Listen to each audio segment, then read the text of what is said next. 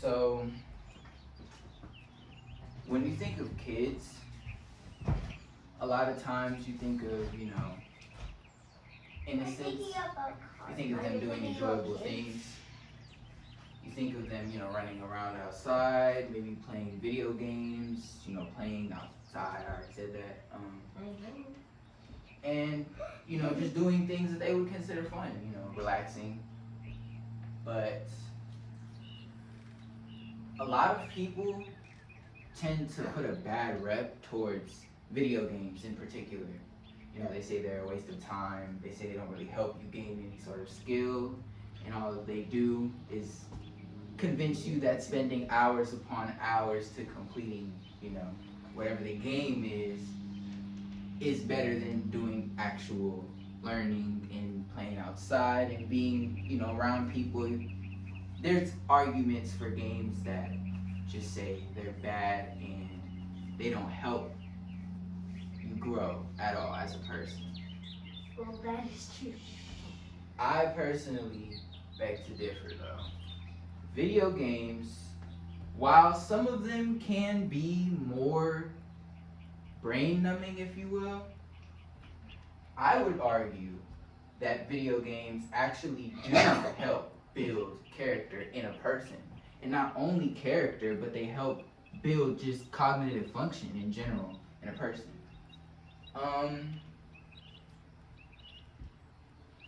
Video games aren't just a waste of time, right? They're not just something that you put hours and hours upon and it comes to nothing. You can build a lot of different things from video games.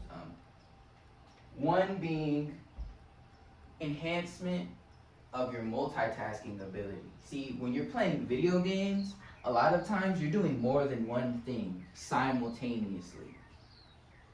Whether that's, pressing buttons, a combination of buttons, maybe you're keeping an eye on some kind of meter or a health bar, but without realizing it actually does help you become better at multitasking with different things. So when you take that ability and put it into something different, such as maybe studying, you are a better multitasker than someone who doesn't play video games.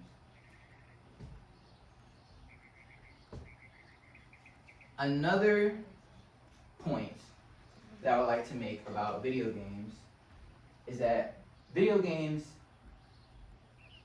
a lot of times, the video games nowadays, they help build community.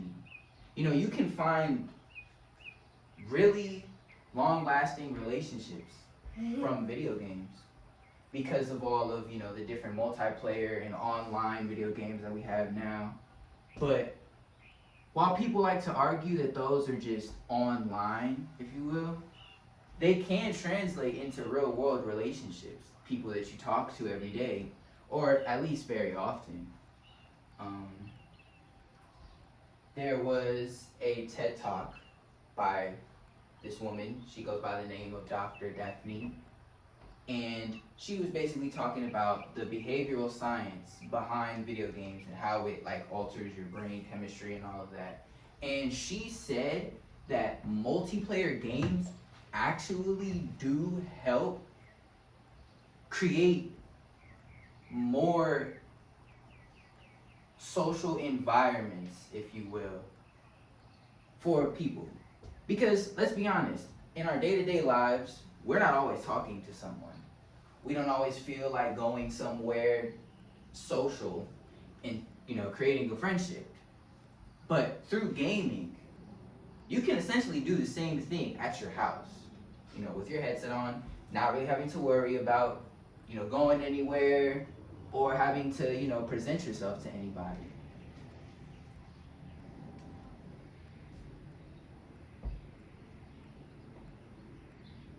There was another report, not by Dr. Daphne, but by this research group led by Bruce Sauce.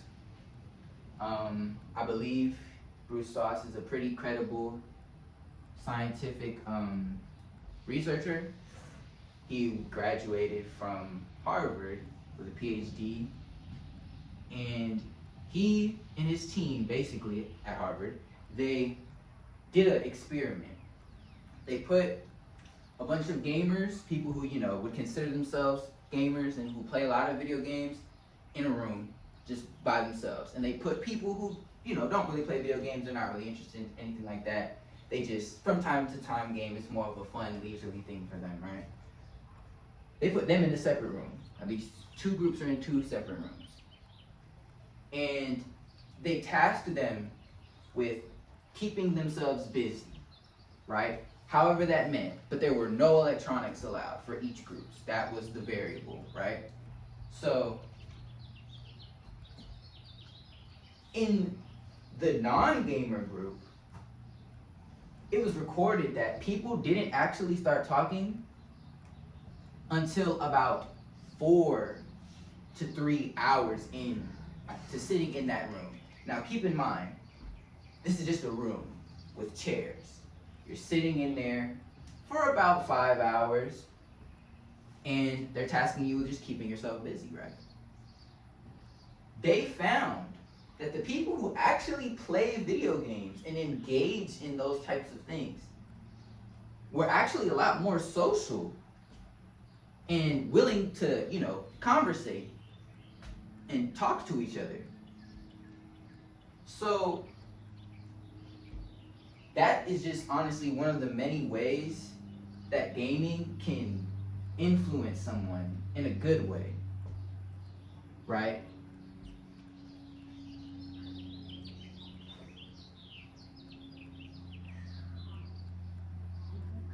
A lot of people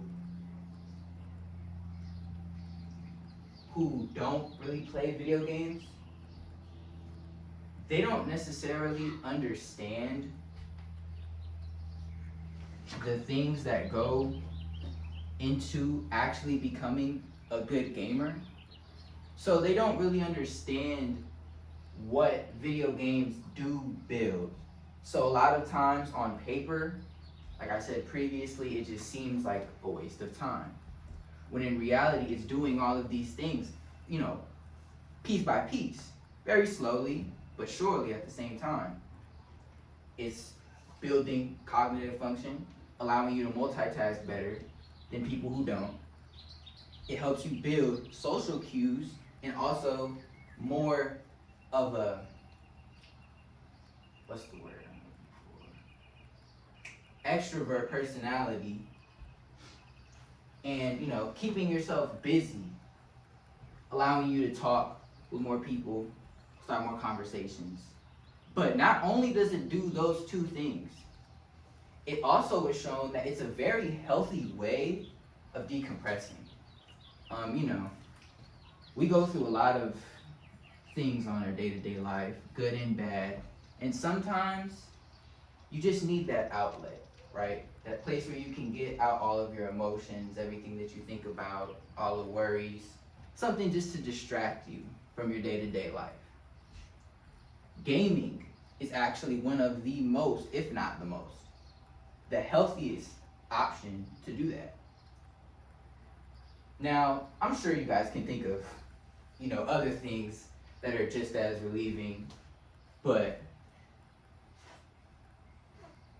not only is playing video games a safer option than, drugs and things of that nature, but it also helps create what I like to call a flow state. So what exactly is a flow state, you guys might be thinking? A flow state is when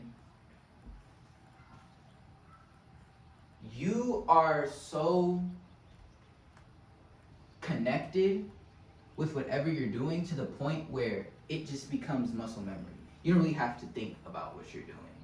You can just do it, and a lot of times when you're in that state, it comes out pretty well, right? It's just like muscle memory at that point.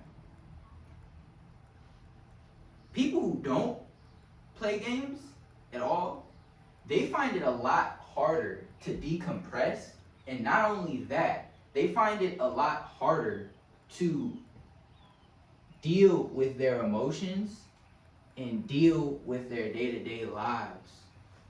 So people who don't play video games a lot of times will look for that outlet in drugs and other said things of that nature. So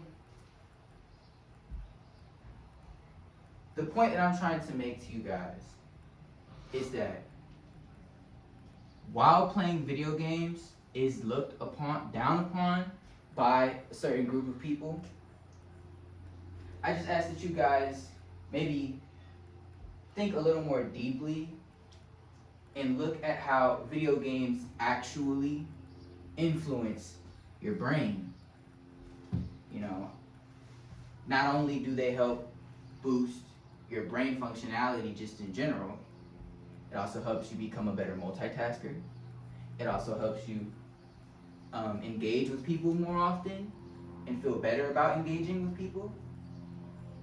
And it also helps you decompress and is a very safe way of outletting those emotions and just things that we go through in our day-to-day life.